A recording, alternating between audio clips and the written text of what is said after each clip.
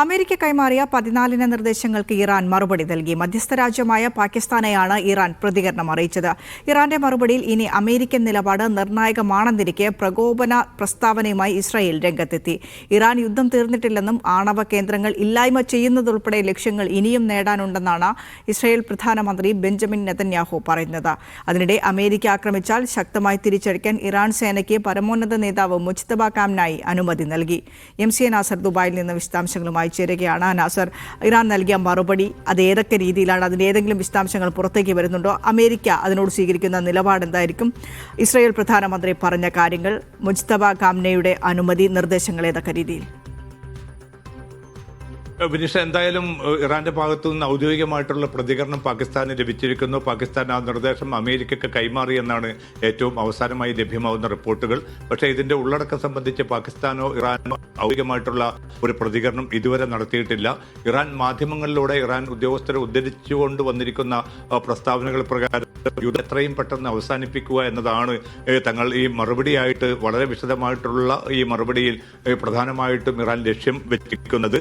ഹോർമുസിലെ കടലുമായി ബന്ധപ്പെട്ട പ്രതിസന്ധി പരിഹരിക്കുക, അവിടെ നാവിക ഉപരോധം അമേരിക്ക പൂർണ്ണമായിട്ടും പിൻവലിക്കുക, അതോടൊപ്പം തന്നെ ഈ മേഖലയിൽ നിന്ന് അമേരിക്കൻ സൈന്യത്തെ പിൻവലിക്കുക എന്നതുൾപ്പെടെ നിരവധി നിർദ്ദേശങ്ങളാണ് ഇപ്പോൾ അമേരിക്കക്കുള്ള മറുപടി എന്ന നിലയ്ക്ക് 14 നിർദ്ദേശങ്ങൾക്കുള്ള മറുപടിയായി ഇറാൻ നൽകിയിരിക്കുന്നത്. പക്ഷേ ഇനി അമേരിക്കയുടെ ഭാഗത്തു നിന്നാണ് ഇത് തങ്ങൾക്ക് സ്വീകാര്യമാണോ ഇറാൻ നൽകിയിരിക്കുന്ന പ്രതികരണം, അതല്ല കൂടുതൽ ചർച്ചകൾ വേണ്ടതുണ്ടോ, ഇനി അതുമല്ല യുദ്ധം പുനരാരംഭിക്കുന്നത് ഉൾപ്പെടെയുള്ള നടപടികളാണോ അമേരിക്ക ലക്ഷ്യമിടുന്നത് എന്ന കാര്യത്തിൽ ഒരുപക്ഷെ 1-2 ദിവസങ്ങൾക്കുള്ളിൽ അമേരിക്കൻ പ്രസിഡന്റ് ട്രംപ് തന്നെ ഔദ്യോഗികമായിട്ടുള്ള പ്രതികരണം നടത്തുമെന്നാണ് വൈറ്റ് ഹൌസ് വൃത്തങ്ങൾ ഉദ്ധരിച്ചുകൊണ്ട് അമേരിക്കൻ മാധ്യമങ്ങൾ ഇപ്പോൾ റിപ്പോർട്ട് ചെയ്യുന്നത്. അതിനിടയിലാണ് ഇപ്പോൾ ഇസ്രായേൽ പ്രധാനമന്ത്രി നെതന്യാഹുവിന്റെ വളരെ ശക്തമായിട്ടുള്ള ഒരു പ്രതികരണം വന്നിരിക്കുന്നു. അദ്ദേഹം വ്യക്തമാക്കുന്നത് ആണവ കേന്ദ്രങ്ങളുമായി ബന്ധപ്പെട്ട നിരവധി കാര്യങ്ങൾ തങ്ങൾക്ക് ഇനിയും ഇറാനിൽ പൂർത്തീകരിക്കേണ്ടതുണ്ട്. അതുകൊണ്ട് യുദ്ധം അവസാനിച്ച ഒരു സാഹചര്യമല്ല ഇപ്പോൾ ഉള്ളത്, യുദ്ധം തുടരേണ്ടതുണ്ട്. അതുകൊണ്ട് തങ്ങളുടെ വലിയ ചില ലക്ഷ്യങ്ങൾ കൂടി ഇറാനിൽ തങ്ങൾക്ക് പൂർത്തിയാക്കാനുണ്ട് എന്ന ഒരു പ്രസ്താവന നെതന്യാഹു നടത്തുമ്പോൾ തീർച്ചയാണ് കാര്യങ്ങൾ കുറെ കൂടി സൈനികമായിട്ടുള്ള ഒരു നീക്കമാണ് ഇസ്രായേൽ ആഗ്രഹിക്കുന്നത്. ഒരുപക്ഷെ ട്രംപിനുള്ള നടപടികളായിരിക്കും ഇസ്രായേലിന്റെ ഭാഗത്തുനിന്നുണ്ടാവുക. ഈ ഇറാനും അമേരിക്കയും തമ്മിലുള്ള ഒരു കരാറിനെ അട്ടിമറിക്കുക എന്ന ലക്ഷ്യത്തോടു കൂടിയാണ് കഴിഞ്ഞ ഏതാനും ദിവസങ്ങളായി ലെബനാന് നേരെയുള്ള ആക്രമണം ഇസ്രായേൽ വലിയ തോതിൽ തന്നെ വർദ്ധിപ്പിച്ചിട്ടുണ്ട്.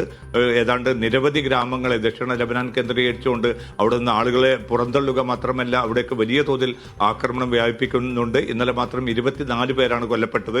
ഇന്നും നിരവധി പേർ കൊല്ലപ്പെട്ടതായിട്ടുള്ള റിപ്പോർട്ടുകൾ ലെബനാനിൽ നിന്നും പുറത്തു വരുന്നുണ്ട്. അപ്പോൾ ഒരു നിലക്കും ഈ സമാധാനം വരാൻ പാടില്ല. തങ്ങളുടെ സൈനികമായിട്ടുള്ള ലക്ഷ്യങ്ങൾ നിർവഹിക്കാൻ അമേരിക്കയെ മുന്നിൽ നിർത്തിക്കൊണ്ട് തങ്ങൾ ഈ ആക്രമണ പദ്ധതിയുമായിട്ട് മുന്നോട്ട് പോകുമെന്ന വളരെ കൃത്യമായിട്ടുള്ള ഒരു സൂചന കൂടിയാണ് നെതന്യാഹുവിന്റെ ഈ പ്രതികരണത്തിൽ തെളിയുന്നത്.